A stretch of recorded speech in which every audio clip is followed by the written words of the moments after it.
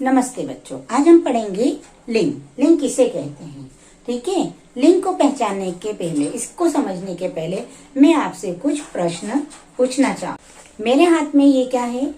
Pen है ना। अगर इसमें कोई खराबी आती तो मैं क्या बोलूंगी? पेन खराब हो गया। ठीक है, या पेन टूट गया। इसके बाद मेरे हाथ में है ये पुस्तक। क्या है मेरे हाथ में? ये पुस्तक है। अब अगर इस पुस्तक को मुझे पढ़ना है तो मैं क्या बोलूंगी? मेरी पुस्तक कहाँ रखी है, या पुस्तक अच्छी है। ये मेरे हाथों में क्या है? कंघा है ना। अगर ये टूट जाए तो मैं क्या बोलूंगी? कंघा टूट गया। पेन टूटे तो पेन टूट गया। अगर किताब है तो इसे टूट गया नहीं बोल सकते, है ना, क्योंकि ये कोई हार्ड चीज नहीं है। तो इसे हम क्या कहेंगे कि किताब फट गई। ये फट सकती है, ठीक है, गीली हो सकती है, तो जल सकती है, क्योंकि ये इसमें कागज है। इसके लिए हम इसके लिए क्या कह सकते हैं कि किताब फट गई, किताब गीली हो गई। तो अब देखिए, हमने क्या बोला? गीली हो गई, टूट गया। ये शब्द जो है हमें ये बताते हैं कि किताब शब्द जो है ये उसी तरह से इसका प्रयोग किया गया जैसे हम किसी लड़की के बारे में प्रयोग करते हैं। जैसे किताब गीली हो गई, अगर लड़की कोई गीली हो जाए तो क्या बोलेंगे? लड़की गीली हो गई। ठीक है, पेन अगर नीचे गिर जाए तो हम क्या बोलेंगे? पेन गिर गया। उसी तरह से अगर कोई लड़का गिर जाए तो हम क्या बोलेंगे? लड़का गिर गया। ठीक है, तो ये आपको समझ में आया कि केवल मनुष्य ही नहीं बल्कि पशु पक्षी और इस संसार की हर एक चीज, ठीक है, जिसे हम नाम से जानते हैं, उसको हम लिंग के आधार पे हम उन्हें अलग अलग भागों में बांट सकते हैं। तो अब हम पढ़ते हैं लिंग की परिभाषा। लिंग की परिभाषा है संज्ञा के जिस रूप से स्त्री या पुरुष जाति का बोध हो उसे लिंग कहते हैं।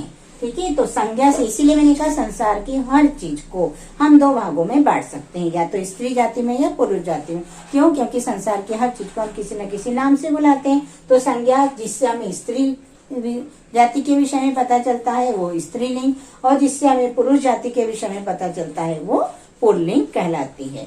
ठीक है, अब इसके बाद में हमने यहाँ पे कुछ उदाहरण लिखे हैं, उन्हें देखिए। पुल्लिंग में जैसे नाना नानी दादा दादी, ऐसे हम बोलते हैं ना सामान्य रूप से, नाना नानी दादा दादी, मामा मामी, पापा मम्मी, बुआ फूफा, ताऊ ताई जी, भाई बहन, ये हमारे सारे क्या है? रिश्ते। और इन रिश्तों को तो हम आसानी से पहचान लेते हैं कि कौन सा स्त्रीलिंग का और कौन सा पुल्लिंग का है। तो लेकिन कुछ ऐसे शब्द, कुछ ऐसे पशु पक्षियों के नाम होते हैं जिन्हें पहचानना मुश्किल हो जाता है। उनके मैंने यहाँ पे लिखा, जैसे बंदर को बंदरिया बोलते हैं। बंदर कौन सा शब्द है? पुल्लिंग है, और बंदरिया स्त्रीलिंग शब्द है। ऐसे ही भालू, भालू शब्द को हमेशा हम पुल्लिंग में ही प्रयोग में लाते हैं, है ना। लेकिन अगर हम के बारे में जब बताना है जो स्त्री जाति के अंतर्गत है तो उसके आगे हम क्या लगा देंगे? मादा। ठीक है, तो क्या हो जाएगा फिर? वो मादा भालू जहाँ लिखा हमने तो वो स्त्रीलिंग शब्द के अंतर्गत आ जाएगा। लेकिन अगर केवल भालू लिखा तो वो पुल्लिंग के अंतर्गत। ऐसे ही मछली, मछली शब्द हमेशा स्त्रीलिंग में प्रयोग किया जाता है।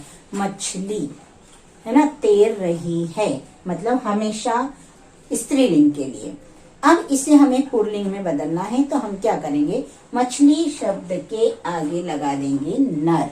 ठीक है, तो क्या हो जाएगा? नर मछली। तो ये कौन सा लिंग बन गया? ये हो गया पुल्लिंग। ठीक है, तो समझ में आया। अगर हमें कोई ऐसा शब्द जो हमेशा पुल्लिंग में प्रयोग में लाया जाता है उसे स्त्रीलिंग बनाना है तो उसके लिए हम मादा, है ना, मादा शब्द का प्रयोग करेंगे।